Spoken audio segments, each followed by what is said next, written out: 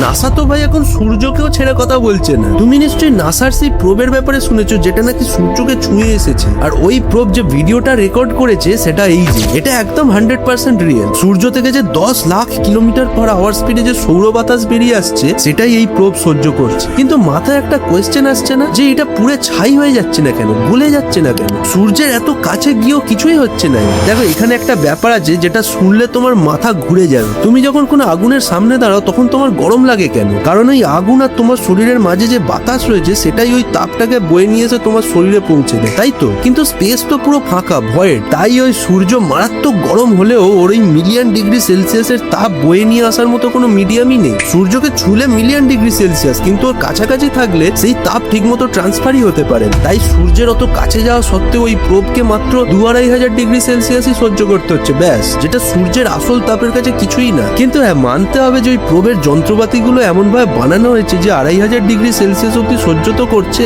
Just ভাবো, বাইরের temperature 2,500 degree Celsius, কিন্তু ওর ভেতরে তোমার রুমের মতোই টেম্পারেচার, একদম নর্মাল।